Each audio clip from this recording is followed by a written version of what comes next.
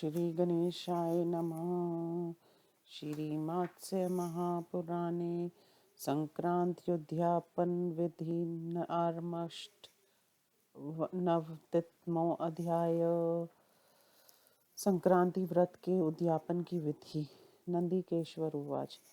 अथान्यदपि वक्ष्यामि संक्रांत्युद्यापने फलं यदक्षं परे लोके सर्वकामफलप्रदम् अयनेषि विषुवेवापि संक्रान्तिवर्तमाचरेत् पूर्वैर्जुद्युरेकभुक्तिं दन्तावनपूर्वकम् संक्रांतिवासरे प्रातःले स्नान् विधीयते रविसंक्रमणे भूमौ चन्दनेनाष्टपत्रकं पद्यं सक्रनिकं कुर्यात् तस्मिन् वाहये द्रविं कनिकायां नयसेत् सूर्यमादित्यं पूर्वतस्त नम उष्णार्चिर्षेयाम्ये नमो श्रीन्मण्डलाय च नमः सवित्रे नेत्रैत्य वारुणे तपनं पुनः वायवे तु भगं नयस्य पुनः पुनरर्थार्चयेत् मार्तण्डमुत्तरे विष्णुमीशाने विन्यसेत् सदा गन्धामाल्यफलैर्भक्ष्ये सथण्डले पूजयेत् तथा द्विजाय सोदकुम्भं च घृतपात्रं हिरण्मयं कमलं च यथाशक्त्या कारयित्वा निवेदयेत् चन्दनोदकपुष्पैक्ष देवायार्घ्यनयसेद्भुवि विश्वाय वीक्षरूपाय विदधामने स्वयंभुवे नमोऽनन्त नमो धात्रे ऋक्सामयज्योषामपते अनेन विधिना सर्वं मासि मासि समाचरेत् वत्सरान्ते त्वा कुर्यात् सर्वद्वादशधा नरा संवत्सरान्ते घृतपायसेन सन्तर्पय वहिं द्विजपुण्डवाञ्चक्ष कुम्भान् पुण्डार्दशे दशधेनुयुक्तान् सर्हत्रैरन्यपयद्युक्तान् पयस्विनीशीलवत्वीक्ष दध्याध्वमे शृङ्गेरोऽप्यकुरेक्षयुक्ता गावोष्टवा सप्त सनकायस्तोहा माल्याम्ब्रावा चतुराभ्यक्ता दौर्गयुक्तकपिलां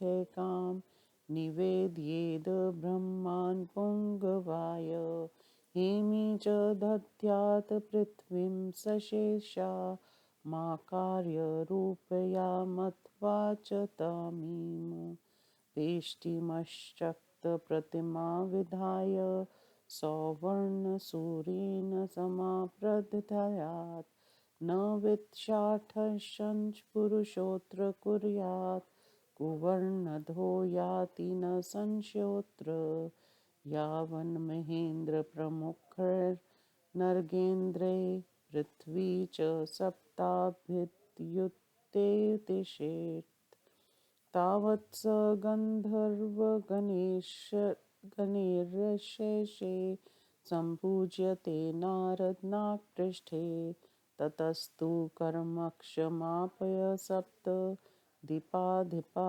स्यात् कुलशीलयुक्ता सृष्टे मूर्खैव नङ्वपुसभार्य प्रभूतपुत्रान् वयन्दिताग्रगी इति पठति शृणोति वात भक्त्या विधिमखिलं रविसंक्रमस्य पुण्यं मतिमपि च ददाति सोऽपि देवैरमर्पते भर्वणे प्रपूज्यते च।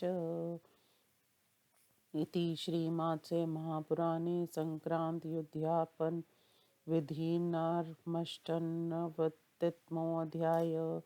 हिंदी अनुवाद।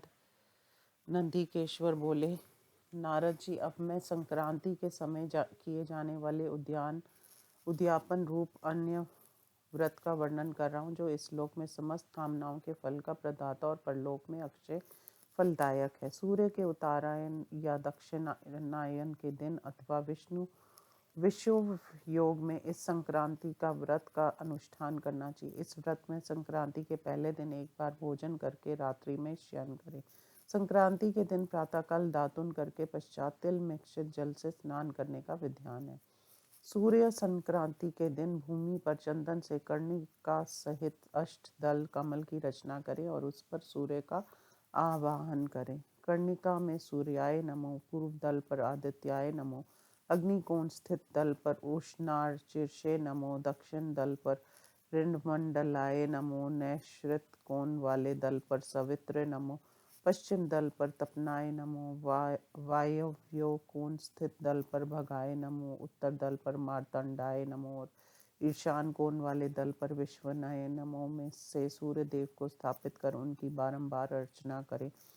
तत्पश्चात वेदी पर भी चंदन, पुष्पमाला, फल और खाद्य पदार्थों से उनकी पूजना करनी चाहिए। पुनः अपनी शक्ति के अनुसार सोने का कमल बनवाकर उसे घृत पूर्ण पात्र और कलश के साथ ब्राह्मण को दान कर दें। तत्पश्चात चंदन और पुष्प युक्त जल से भूमि पर सूर्य देव को अर्घ प्रदान करें। अर्घ का मंत्रार्थ इस प्रकार है: अनंत आप ही विश्व हैं, विश्व आपका स्वरूप है, आप विश्व में सर्वाधिक तेजस्वी, स्वयं उत्पन्न होने वाले दाता और ऋग्वेद, सामवेद एवं यजुर्वेद के स्वामी हैं। आपको बारंबार नमस्कार है। इसी विधि से मनुष्य को प्रत्येक मास में सारा कार्य संपन्न करना चाहिए, अथवा यदि ऐसा करने में असमर्थ हो तो वर्ष के समाप्ति के दिन ये सारा कार्य 12 बार करे। दोनों का फल समान ही है। एक वर्ष व्यतीत होने पर घृत मिश्रित खीर से अग्नि और श्रेष्ठ ब्राह्मणों को भली भांति संतुष्ट करें और 12 गौ एवं रतन सहित स्वर्णमय कमल के साथ कलशों को दान कर दें। वे गौएं दूध देने वाली, सीधी सादी एवं पुष्प माला और वस्त्र से सुसज्जित हों। उनके सींग सीने सोने से और खुर चांदी से मढ़े गए हों तथा उनके साथ कांसे की दोनी भी हो। जो इस प्रकार की 12 गौओं का दान करने में असमर्थ हो उसके लिए 8, 7 अथवा 4 ही गौ दान करने का विधान है। जो दुर्गति में पड़ा हुआ निर्धन हो वह किसी श्रेष्ठ ब्राह्मण को एक ही कपिला गौ का दान कर सकता है। इस प्रकार सोने, चांदी अथवा तांबे की शेषनाग सहित पृथ्वी की प्रतिमा बनवाकर दान करनी चाहिए। जो ऐसा करने में असमर्थ हो वह आटे की शेष सहित पृथ्वी की प्रतिमा बनाकर स्वर्ण निर्मित सूर्य के साथ दान कर सकता है। पुरुष को इस दान में कंजूसी नहीं करनी चाहिए। यदि करता है तो उसका अधःपतन हो जाता है। इसमें कुछ भी संशय नहीं है। नारद जी, जब तक इस मृत्युलोक में महेंद्र आदि देवगणों, हिमालय आदि पर्वतों और 7 समुद्रों से युक्त पृथ्वी का अस्तित्व है, तब तक स्वर्गलोक में अखिल गंधर्व समूह उस व्रती की भली भांति पूजा करते हैं। पुण्यशील होने पर वह सृष्टि के आदि में उत्तम कुल और शील से संपन्न होकर भूतल पर 7 द्वीपों का अधीक्षर होता है।